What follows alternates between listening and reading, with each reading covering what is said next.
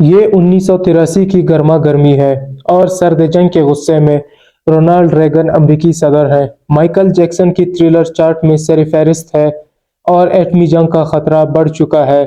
پاپ اور سیاست نے ایک پس منظر تشکیل دیا جس کے خلاف کورین ایئر لائنز کی پرواز 747 نے 31 اگست کو نیو یارک کے اوپر آسمانوں پر اڑان لے لیا۔ جہاز پر موجود تقریباً 300 افراد میں سے کسی کو بھی یہ معلوم نہیں تھا کہ ان کی پرواز میں واقعات کا ایک ناقابل یقین سلسلہ سامنے آنے والا ہے جو دنیا کو جنگ کے دہانے پر لے جائے گا۔ ناظرین، یہ کورین ایئر لائن کی پرواز 7 کی ناقابل یقین کہانی ہے۔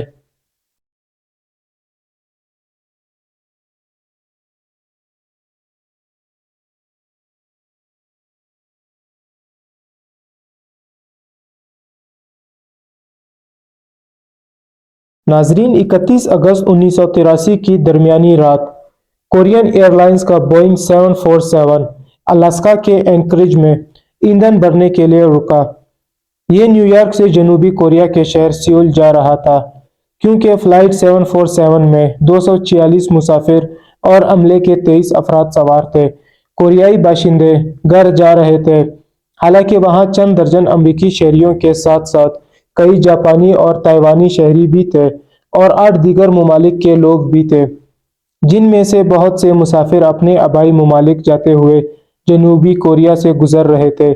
پرواز کے عملے نے طیارے کو 8 گھنٹے کے ٹرانس پیسفک سفر کے لیے تیار کرنا شروع کر دیا۔ پرواز کی کمانڈ میں 45 سالہ کیپٹن چنگ بنگ چون میں، جو ایک سابق کوریائی فضائیہ کے پائلٹ تھے، اور کئی دہائیوں کی پرواز کے بعد انہوں نے 10,000 گھنٹے سے زیادہ کا سفر تیار کیا تھا۔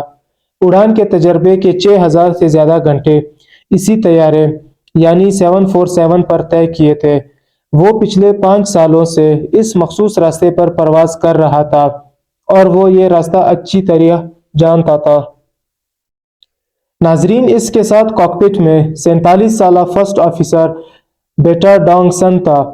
کپتان سن کورین ایئر فورس کے سابق پائلٹ رہ چکے تھے اور اس نے 4 سال پہلے کورین ایئر لائن میں شمولیت اختیار کی تھی، اور کپتان کی طرح وہ انتہائی تجربہ کار تھے جنہوں نے فلائٹ انجینئر اسٹیشن پر پائلٹوں کے پیچھے بیٹھ کر صرف 9,000 گھنٹے فلائنگ ٹائم جمع کیا تھا۔ ناظرین، ان دونوں کا ساتھ دینے کے لیے ریزرو پائلٹ میں 31 سالہ کیم ای ڈونگ تھے۔ کیم نے 1977 میں کورین ایئر لائنز جوائن کی تھی اور اس عرصے میں وہ 4,000 گھنٹے کا فلائنگ ٹائم جمع کر چکے تھے، جس میں 2,500 سے زیادہ گھنٹے اسی طیارے 747 میں طے کیے تھے۔ اس نوٹ پر ہوائی جہاز کا راستہ اسے دنیا کے سب سے بڑے سمندر کے اوپر لے جائے گا، جو 5 پہلے سے طے شدہ کوئیپیک یا شمالی بحر الکاہل کے راستوں کے نام سے جانا جاتا تھا۔ ناظرین، یہ راستہ رومیو 0.2 کے نام سے مشہور تھا اور اسے ایئر لائنز کی طرف سے کافی پسند کیا جاتا تھا کیونکہ یہ راستہ سب سے مختصر سمندری کراسنگ فراہم کرتا تھا، جس میں 10 وے پوائنٹس تھے، جن میں سے اکثر زمین پر موجود بیکن سے نہیں بلکہ کوارڈینیٹ کے مطابق تھے، جنہیں پائلٹوں نے لیٹیٹیوڈ اور لانگیٹیوڈ جہاز کے آن بورڈ کمپیوٹر میں پروگرام کیا تھا۔ پائلٹوں کو ان کوارڈینیٹس کو اپنے کمپیوٹر میں داخل کرتے وقت اضافی احتیاط کرنی پڑتی تھی، جبکہ رومیو 0.2 روٹ بحر الکاہل میں سب سے چھوٹا راستہ تھا جو 1983 کی سرد جنگ میں سوویت کی حدود میں 32 کلومیٹر کے اندر آتا تھا۔ ناظرین، کشیدگی اس حد تک پہنچ چکی تھی جب کیوبا کے میزائل بحران سے 2 دہائیوں قبل سوویت یونین اپنے فضائی حدود میں دشمن کے گھسنے والوں کے لیے ہائی الرٹ پر تھے اور انہوں نے خلاف ورزی کرنے والے طیاروں کو مار گرانے میں بہت کم تحمل کا مظاہرہ کیا تھا۔ فلائٹ 7 کے پائلٹ ان سب حالات سے بخوبی واقف تھے۔ ناظرین، 8 گھنٹے سے کم وقت میں سیول پہنچنے کے لیے مقررہ وقت پر پائلٹوں نے رن وے 23 کے لیے صبح 5 بجے ٹیک آف کی کلیئرنس حاصل کر لی، لیکن جیسے ہی انہوں نے 4 بڑے انجنوں کو سوئچ آف کیا، انہوں نے پروں کو برابر کیا۔ چند لمحوں بعد کنٹرولر نے انہیں ایک اور ہدایت دی۔ اس نے اب ان سے کہا کہ وہ براہ راست بیتل وے پوائنٹ پر اڑان بھریں۔ ناظرین، یہ ریڈیو بیکن 600 کلومیٹر مغرب کی جانب ہونے کے ساتھ ساتھ یہ پائلٹوں کے لیے ایک شارٹ کٹ بھی تھا کیونکہ بیتل دوسرا وے پوائنٹ تھا۔ ان کے فلائٹ کا منصوبہ سیدھا وہاں جا کر کیریبین ماؤنٹین ریڈیو بیکن کو نظر انداز کرنا تھا، جو ان کا پہلا راستہ تھا۔ صرف ایک مسئلہ یہ تھا کہ 600 کلومیٹر کے فاصلے پر فلائٹ بیکن ان کے نیویگیشن ریڈیو کی حد سے باہر تھا، لہٰذا ان کی فریکوینسی کو ٹیون کرنے کے بجائے انہوں نے ریڈیو میں بیکن لگا کر آٹو پائلٹ موڈ کو سلیکٹ کیا اور ہیڈنگ سلیکٹ نوب کو تقریباً 245 ڈگری کی طرف موڑ دیا، جس سے وہ بیکن کے لیے آگے بڑھے۔ ناظرین، ان کا منصوبہ یہ تھا کہ ایک بار جب وہ قریب پہنچے تو وہ آٹو پائلٹ کو مینول موڈ میں تبدیل کر دیں گے۔ آٹو پائلٹ موڈ میں ہوائی جہاز خود بخود اس راستے کی پیروی کرتا ہے جسے پائلٹ اس میں پروگرام کرتے ہیں۔ جب بھی ہوائی جہاز کسی نئے وے پوائنٹ پر پہنچتا ہے تو یہ اگلے ایک کی طرف مڑتا ہے اور تمام راستے جاری رکھتا ہے۔ روٹ پر آخری وے پوائنٹ تک کا راستہ یہ خود کار طے کرتا ہے۔ یہ موڈ پائلٹوں کے کام کا بوجھ کم کرتا ہے، کیونکہ یہ انہیں آسانی سے بیٹھ کر پرواز کی پیشرفت پر نظر رکھنے کی اجازت دیتا ہے، بجائے اس کے کہ مسلسل دستی طور پر ہیڈنگ تبدیل کریں، کیونکہ وہ ہیڈنگ موڈ کے برعکس نئے وے پوائنٹ تک پہنچ جاتے ہیں۔ ہوائی جہاز کسی راستے کی پیروی نہیں کرتا، بلکہ یہ کمپاس کی سرخی پر رہتا ہے جس کو پائلٹ آٹو پائلٹ پر منتخب کرتے ہیں۔ اس موڈ کو کبھی بھی پوری پروازوں کے لیے استعمال نہیں کرتے، بلکہ یہ ایک عارضی طریقہ ہے جو ہوائی جہاز کو موسم سے دور لے جانے یا لینڈنگ پر ہوائی اڈوں کے قریب جانے کے لیے استعمال کیا جاتا ہے۔ جب تک کہ پائلٹ اپنی مرضی کے مطابق ہیڈنگ کا انتخاب کر سکتا ہے، انہیں اس کی ضرورت ہے، اور پھر ہوائی جہاز کو واپسی راستے پر موڑ دیتے ہیں۔ جب اس حالت میں وہ موسم سے گزر جاتے ہیں، ایک بار پھر وہ نیویگیشن موڈ میں دوبارہ مشغول ہوتے ہیں اور جہاز اصل راستے کے ساتھ چند لمحوں میں جاری رہتا ہے۔ جب پائلٹ 245 کی ڈگری اور 31,000 فٹ کی اپنی ابتدائی سمندری اونچائی پر چڑھ رہے تھے، زیادہ تر مسافر ابھی تک نیو یارک میں سو رہے تھے، جہاں فلائٹ اصل میں مقامی وقت سے روانہ ہوئی تھی۔ اب صبح 7 بجے سے پہلے طویل پرواز 7 کیریبین ماؤنٹین ریڈیو سے گزر رہی تھی۔ بیکن، جو کہ اصل میں اس مقام پر فلائٹ پلان کا پہلا وے پوائنٹ تھا، اینکریج ایئر ٹریفک کنٹرول نے پائلٹوں سے کہا کہ جس راستے سے رابطہ کیا ہے اس کے ساتھ اگلے کنٹرولر سے رابطہ کرے، اور کنٹرولر نے ان سے کہا کہ وہ بیتل وے کو عبور کرنے کی اطلاع دے۔ ناظرین، اس کا مطلب یہ تھا کہ بیتل وے پوائنٹ ایک قسم کی نال کے طور پر کام کرتا تھا جو ہوائی جہاز کو مدر ارتھ سے جوڑتا ہے، اس سے پہلے کہ وہ سمندر کے اوپر اپنی روشنیوں کے ذریعے روانہ ہو جائے۔ یہ صرف بیتل میں ان کی پوزیشن کو جانچنا عام سی بات نہیں تھی، یا یہ کوئی کوریائی زبان میں کمپنی کی پالیسی تھی۔ ایئر لائنز اور بوئنگ نے اپنے فلائٹ مینول میں بیان کیا تھا، لیکن جب وہ بیکن سے گزرے تو پائلٹوں نے محسوس نہیں کیا کہ وہ حقیقت میں اس کے شمال میں 12 میل کے فاصلے پر تھے۔ ناظرین، جس چیز کی وضاحت کی ضرورت ہے وہ یہ ہے کہ پائلٹوں کو یہ کیوں محسوس نہیں ہوا کہ ان کے پاس سیدھا راستہ تھا۔ یہ تقریباً ناقابل تصور لگتا ہے کہ سراسر غفلت پرواز کے عملے کے تینوں ارکان نے برتی، جو ان تینوں کو اس اہم فرائض سے محروم کرنے کا سبب بن سکتا ہے۔ بیتل میں پوزیشن کی جانچ پڑتال کرتے ہوئے یہ سوال اس کہانی کا بڑھتا ہوا مرکز بن جائے گا، کیونکہ طیارہ بحیرہ الکاہل کے اوپر اپنا سفر جاری رکھتا ہے۔ 41 منٹ میں طیارہ اپنے اگلے وے پوائنٹ پر پہنچ جائے گا، جسے کہا جاتا ہے کہ شاید یہاں ایک بار پھر عملے کو ایک اور موقع ملا۔ ان کے فلائٹ پلان کے خلاف ان کی پوزیشن چیک کریں، کیونکہ فلائٹ 7 مغرب کی طرف جا رہی تھی۔ سوویت جزیرہ نما کمچٹکا پر کچھ 100 میل آگے ایک اور قسم کا آپریشن کیا جا رہا تھا۔ USSR میزائل تجربات کی ایک سیریز کی منصوبہ بندی کر رہا تھا جو اس دن کے بعد 1 ستمبر کو شروع ہوگا۔ ناظرین، اسی وجہ سے سوویت ہائی الرٹ پر تھے۔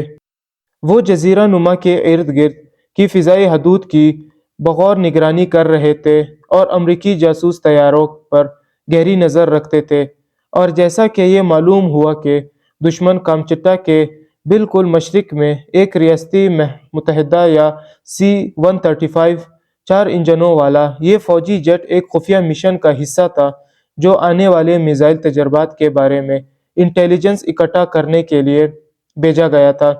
इसकी बैरूनी लाइट्स बंद कर दी गई थी और ये आहिस्ता आहिस्ता सोवियत सरगर्मियों की मालूमात इस जमीन पर जमा कर रहा था जिसके अंदर मौजूद एहलकार सुन रहे थे। सोवियत रेडियो मवासलात और अपने दुश्मन की सलाहियतों को समझने की कोशिश करने के लिए ज़मीन को स्कैन कर रहे थे। लेकिन नाजरीन, सोवियत यूनियन को रडार पर तैयारे की नज़र आने में ज़्यादा देर नहीं गुजरी थी। इसी दौरान फ्लाइट 7 अपनी अगली वे पॉइंट नेवी पर पहुंच चुकी थी। अब पायलटों के पास एक और मौका था कि वो रास्ते और अपने फ्लाइट प्लान के दरमियान फ़र्क को महसूस करें और असल रास्ता इख्तियार करें। नाजरीन, ये मकाम अब इनके मतलूबा रास्ते से 60 नॉटिकल मील शुमाल में था या तकरीबन 110 किलोमीटर के फासले पर। इनके असल रास्ते और इनके तयशुदा रास्ते के दरमियान ये तफावत इनके स्क्रीन्स पर ज़ाहिर हुआ होगा, लेकिन किसी वजह से अलास्का के वक्त के मुताबिक सुबह 6:32 पर पायलट फ्लाइट 7 ने एयर ट्रैफिक कंट्रोल को बताया कि वो नेवी से गुजरे हैं। और नाजरीन, यहीं से इस फ्लाइट के बारे में एक और अजीब बात इस वक्त सर उठाती है जब पायलटों ने एनकरेज को ये बताने के लिए रेडियो किया कि वो बहरिया से गुजर चुके हैं।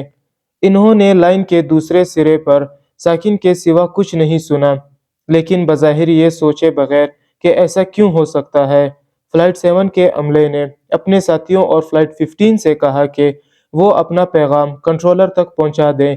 वो बगैर किसी मसले के ऐसा करने में कामयाब हो गए, हालांकि वो फ्लाइट 7 से सिर्फ 10 मिनट पीछे थे। फ्लाइट 7 और एनकरेज के दरमियान तमाम पैगामात फ्लाइट 15 के ज़रिए भेजे जा रहे थे। यकीनन अमला एनकरेज तक न पहुंचने की वजह ये थी कि तवील फासले तक रेडियो रेंज के रेडियो मवासलात से बाहर थे। और नाजरीन, हकीकत यह है कि इन्हें एनकरेज से बात करने में दुश्वारी हो रही थी। ये पायलटों के लिए तशवीश का फौरी सबब नहीं था। ताहम जब हम इसे एक और अजीब हकीकत के साथ जोड़ते हैं तो हमें सोचना शुरू करना पड़ता है कि क्या इसकी कोई और वजाहत है। पायलट की ज़ाहिरी बेहिसी बहरिया के जनूब में 140 समुद्री मील के फासले पर सेंट पॉल के छोटे जजीरे पर कोरियन एयरलाइंस के तरीक़ाकार के एक हिस्से के तौर पर इस रास्ते पर तैयारों की परवाज़ के लिए एक रेडियो बेकन मौजूद था। पायलटों को ये चेक करना था कि वो बहरिया से गुजरते वक्त इस बेकन को उठा सकते हैं। अमले के लिए ये एक और आसान तरीका था कि वो इस बात को यकीनी बनाएं कि वो ट्रैक पर थे। नाजरीन, अगर पायलट ट्रैक पर होते तो वो आसानी से बेकन की हद में होते, लेकिन क्योंकि वो अपने मतलूबा ट्रैक के बिल्कुल शुमाल में थे, वहाँ कोई रास्ता नहीं था कि वो सिग्नल उठा सके। इसलिए हमारे पास एक सवाल रह गया है कि क्या अमले ने बेकन को उठाने की कोशिश भी की थी कि कोरियन एयरलाइंस की पॉलिसी के मुताबिक किया जाना चाहिए था।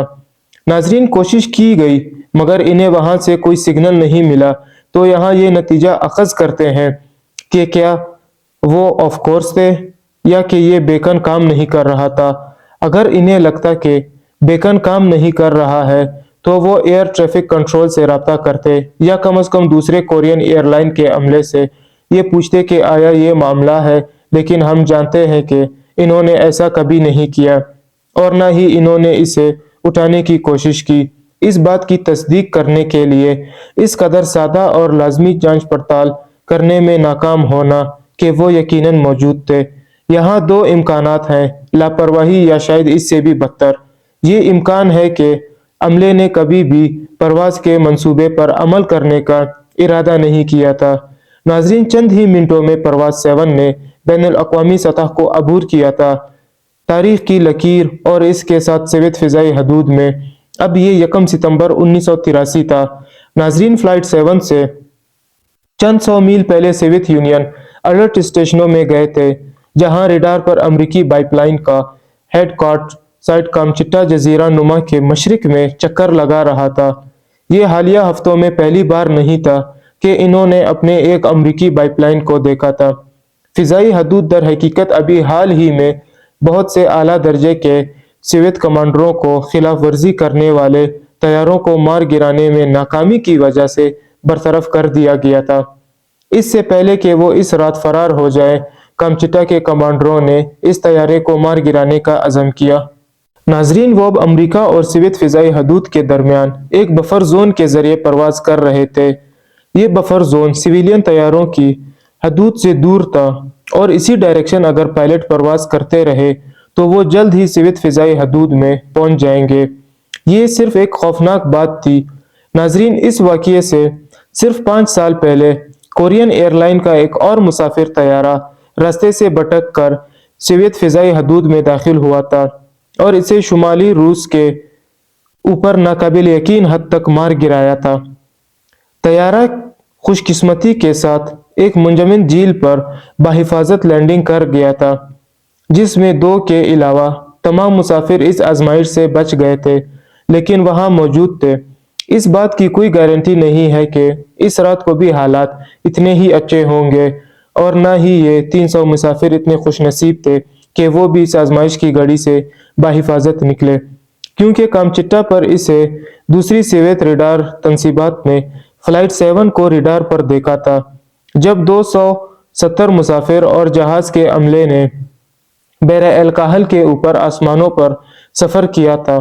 ناظرین، وہ اس حقیقت سے مکمل طور پر غافل تھے۔ اب انہیں سوویت فوجی ریڈار پر قریب سے دیکھا جا رہا تھا۔ ناظرین، انہیں یہ بھی معلوم نہیں تھا کہ پرواز کے صرف 10 منٹ بعد ان کے دائیں طرف ایک امریکی جاسوس طیارہ ایک دشمن کے بارے میں خفیہ معلومات اکٹھا کرنے کے لیے چکر لگا رہا تھا، جسے اب وہ نادانستہ طور پر اوور فلائی کرنے ہی والے تھے کہ سوویت ان دونوں طیاروں کا سراغ لگا رہے تھے، اور اس سے پہلے انہوں نے امریکی RC-135 کی شناخت کر لی تھی۔ بائپ لائن RC-135 کو اپنے طور طریقے پر عجیب سے مارا۔ ناظرین، سوویت یونین یہ سوچنے پر مجبور ہو چکا تھا کہ RC-135 کو مار گرانے کے باوجود تاہم دوسرا طیارہ جزیرہ نما کی حدود میں چکر لگانے کے بجائے اتنا ہمت کر رہا تھا کہ سیدھا آگے بڑھ رہا تھا۔ اس کی اونچائی اور رفتار بھی مستقل تھی۔ جو بھی ہو، بظاہر یہ طیارہ جو بھی تھا رکنے کا نام نہیں لے رہا تھا، اور کامچٹا جزیرہ نما کے قریب پرواز 7 کے ساتھ بھی بالکل ایسا ہی ہوا۔ ناظرین، سوویت کمانڈروں نے اس طیارے کو روکنے کے مشن پہ 4 لڑاکا طیاروں کو بھیجا، مگر ناظرین، وہاں حالات سے بے خبر کورین ایئر لائن کے پائلٹوں نے پرواز 15 پر اپنے ساتھیوں سے معمول کے مطابق بات چیت جاری رکھی۔ ناظرین، وہ اس حقیقت سے غافل تھے کہ وہ سوویت فضائی حدود میں بہت گہرائی میں ہیں، اور دوسری طرف سوویت گراؤنڈ کنٹرول کے لڑاکا طیاروں کو بجلی کی رفتار سے پر اسرار گھسنے والے طیارے کی طرف متوجہ کیا جا رہا تھا، لیکن کمرشل ہوائی جہاز کی رفتار بہت تیز تھی اور پرواز 7 80% سے زیادہ رفتار سے سفر کر رہا تھا، جیسے کوئی ریس چل رہی تھی۔ ناظرین، جہاز میں موجود کسی کو بھی معلوم نہیں تھا کہ ان کے فلائٹ کے ارد گرد کس قسم کا جنگی ماحول بنا ہوا تھا، لیکن حالات زیادہ دیر تک خوشی کا باعث نہیں بن سکتا تھا، کیونکہ وہاں ساخلان جزیرے پر پرواز سے چند 100 میل آگے سوویت انتظار کر رہے تھے، اور ساتھیوں نے انہیں ایک پراسرار طیارے کے گھسنے سے آگاہ کیا تھا جو جنوبی مغرب میں اپنی پوزیشن کی طرف جا رہا تھا کہ فلائٹ ابھی بھی جزیرہ ساخلان کے ریڈار رینج سے باہر تھا۔ ناظرین، اس رات سوویت یونین کی نظریں پراسرار طور پر گھسنے والے طیارے پر پڑی تھی جب 2 سوویت لڑاکا طیاروں نے پہلی بار اپنے پیچھے پوزیشن سنبھالی۔ ان 2 جیٹ طیاروں میں سے ایک انٹرسیپٹر کے طور پر جانا جاتا تھا نے واضح طور پر بتایا کہ اندھیرا ہونے کی وجہ سے وہ اس طیارے کا پتہ لگانے میں ناکام ہو چکے ہیں۔ ناظرین، زمین پر موجود کمانڈروں میں سے ایک نے کہا کہ اگر اس کے 4 کنٹریل ہوں تو اسے RC-135 ہونا چاہیے تھا۔ کمانڈر طیارے کو دور نہ جانے دینے کے لیے بے چین تھے، اور وہ اپنے جیٹ طیاروں کو انسٹرکشنز دے رہے تھے کہ ہوائی جہاز کو اس وقت تک ٹارگٹ نہ کریں جب تک کہ وہ جزیرے کے اوپر نہ ہو اور نہ ہی مثبت شناخت کر لیتے۔ ناظرین، وقت کی کمی کی وجہ سے سوویت یونین نے طیارے کی شناخت کے لیے جلد بازی کا عمل شروع کیا، لیکن اہم بات یہ ہے کہ ان کے ساتھیوں نے پہلے ہی اطلاع دی تھی کہ شاید امریکی بائپ لائن ہو سکتا ہے، جس کے نتیجے میں طیارے کو سویلین ہوائی جہاز کے طور پر پیش کرنے اور اسے بین الاقوامی پریشانی کی فریکوینسی پر کال کرنے کے بجائے فوری طور پر ملٹری انٹرسیپشن تکنیک کا استعمال شروع کیا، جس میں فرنٹ فورس سسٹم کے نام سے جانا جاتا ہے۔ ناظرین، یہ ایک سافٹ ویئر ہے جو الیکٹرانک طور پر شناخت کرتا ہے کہ یہ فوجی طیارہ ان کا اپنا ہے یا ان کے دشمن کا ہے، لیکن قدرتی طور پر اس پراسرار طیارے کی طرف سے کوئی جواب نہیں ملا، اور پھر انٹرسیپٹر نے مزید خطرناک تکنیک کا استعمال کیا۔ اس نے پہلے اپنی لائٹیں روشن کی جو بیکار تھی کیونکہ وہ فلائٹ 7 کے پیچھے تھا۔ ناظرین، پھر اس نے ہوائی جہاز کے سامنے انتباہی گولیاں چلائیں۔ ناظرین، یہاں آپ کی متوجہ اس گولیوں کی طرف مرکوز کرنا چاہتے ہیں۔ یہ گولیاں ٹریسر گولیاں نہیں تھی جو رات کے وقت واضح طور پر دیکھی جا سکتی ہیں، وہ صرف عام آرمرز والی گولیاں تھی جو رات کے وقت آسمان میں مکمل طور پر پوشیدہ تھی۔ ناظرین، یہاں اس واقعے کو صرف المناک ستم ظرفی کے طور پر بیان کیا جا سکتا ہے، یا یہ بھی کہا جا سکتا ہے کہ ان 300 مسافروں کی لائف لائن کمپلیٹ ہو چکی تھی، کیونکہ کئی مواقع ملنے کے باوجود وہ ان حالات سے نہیں نکل رہے تھے۔ اور ناظرین، دوسری طرف سویت بھی ان اب تصدیقی تعصب کا شکار ہونے لگے تھے۔ یہ صرف ان کا پیشگی تصور تھا کہ یہ گھسنے والا طیارہ در حقیقت امریکی جاسوس پلیٹ ہے، تاہم پرواز 7 کے عملے کی طرف سویت بھی حقیقت سے بے خبر تھے۔ ناظرین، دوبارہ جائزہ لینے کے لیے زمینی کمانڈرز نے انٹرسیپٹر کے پائلٹ کو یہ رپورٹ کرنے کا حکم دیا کہ آیا گھسنے والے طیارے کی نیویگیشن لائٹس آن ہے۔ ناظرین، نیویگیشن لائٹس جو ہر طیارے کے پروں کے سر پر سبز اور سرخ روشنیاں ہوتی ہیں، جو اس بات کی تصدیق کرتی ہیں کہ یہ ایک مسافر طیارہ ہے یا جاسوسی طیارہ۔ جاسوسی طیارہ چھپنے کی وجہ سے ان لائٹس کو آف کر دیتا ہے۔ اگر گھسنے والے کی نیوی لائٹس آن ہوتی تو یہ بالکل ممکن تھا کہ یہ پراسرار طیارہ در حقیقت ایک راہگیر مسافر طیارہ تھا۔ ناظرین، مگر یہاں یہ ساری کہانی پھر اس بات کی طرف اشارہ کر رہی ہے کہ شاید ان کا آخری دنیاوی سفر ہونے کے ساتھ ساتھ ان کی زندگی کا بھی اختتام پذیر ہونے والا سفر تھا۔ سویت کمانڈر گراؤنڈ کنٹرول سے اس ٹرانسکرپٹ پر ایک نظر ڈالیں، یہ سراسر الجھن کو ظاہر کرتا ہے، اور کمانڈروں میں خوف و ہراس پھیل گیا۔ جب دراندازی کرنے والے طیارے نے جزیرے پر پرواز کرنا شروع کی تو افراتفری پھیل گئی، کیونکہ افسران نے طیارے کو دوبارہ بین الاقوامی پانیوں میں داخل ہونے سے پہلے ہی اس کی شناخت کرنے کی جلد بازی اور نیم دلی سے کوشش کی، اور اس ساری الجھن کے درمیان انٹرسیپٹر کو فلائٹ 7 کو مار گرانے کا حکم دیا گیا۔ ناظرین، دوسری طرف طیارے میں موجود مسافروں نے ناشتے سے پہلے آخری نیند لینے کی کوشش کی۔ پائلٹس کو ایئر ٹریفک کنٹرول نے فلائٹ لیول 370 پر چڑھنے کے لیے کلیئر کر دیا تھا۔ ناظرین، اپنی موجودہ اونچائی سے 2000 فٹ اوپر چڑھنے کے لیے فلائٹ 7 کو آٹو پائلٹ موڈ پر لگا دیا، اور جیسے ہی طیارہ اوپر کی طرف چڑھنے لگا تو اس نے انٹرسیپٹر کی رفتار کو کم کر دیا۔ ناظرین، یہ انٹرسیپٹر ہوائی جہاز کے رفتار کو کم کرنے کے لیے اس کے پیچھے تھا۔ فائٹر پائلٹ نے فوری طور پر اس کی تصدیق کر دی کہ وہ ہوائی جہاز کے رفتار کو کم کرنے میں ناکام ہو چکا ہے۔ فائٹر پائلٹ کی طرف سے مکارانہ چال کا مقصد ہوائی جہاز کو زمین پر اپنے ہتھیاروں کے راستے میں ڈالنا تھا، جس پر کمانڈر اپنے عقل کی انتہا پر تھے۔ اب انہیں کارروائی کرنی پڑی اس سے پہلے کہ طیارہ محض چند سیکنڈوں میں بھاگ جائے۔ فلائٹ 7 کی کہانی اب ختم ہونے کے قریب تھی، اور ان 300 مسافروں کا اپنے پیاروں سے بچھڑنے کا وقت آ چکا تھا۔ ناظرین، انٹرسیپٹر جیٹ کے پائلٹ کا بٹن دباتے ہی میزائل کے ٹکڑوں نے طیاروں کو درجنوں جگہوں پر ڈیمیج کر دیا، اور اندر سے ہوا کا دباؤ شروع ہو گیا۔ فلائٹ 7 کے پائلٹ کاکپٹ سے باہر نکلتے ہی ہکا بکا رہ گئے۔ انہوں نے اس بات کا جائزہ لینے کی کوشش کی کہ کیا ہوا تھا۔ فلائٹ انجینئر نے تصدیق کی کہ 4 انجن معمول کے مطابق کام کر رہے تھے۔ جو بھی پھٹا وہ انجن نہیں تھا، شاید یہ دھماکہ خیز ڈیکمپریشن تھا۔ نہ فلائٹ کے عملہ کو اور نہ ہی کوئی اور بورڈ کو معلوم تھا کہ انہیں ایک میزائل کا نشانہ بنایا گیا ہے۔ انہوں نے پھر بھی سوچا کہ وہ سیول کی طرف روٹ رومیو 0.2 پر تھے۔ میزائل حملے کے چند ہی سیکنڈز میں طیارہ تیزی سے اوپر کی طرف چڑھائی کر رہا تھا۔ آٹو پائلٹ ابھی تک مصروف تھا لیکن وہ پچ کرنے میں ناکام رہا۔ ہوائی جہاز کی ناک نیچے ہونے کی وجہ سے ہائیڈرولک سسٹم جو ٹیل جہاز پر لفٹوں کو طاقت دیتا ہے اسے میزائل حملے کے 11 سیکنڈ کے اندر ہی تباہ کر دیا۔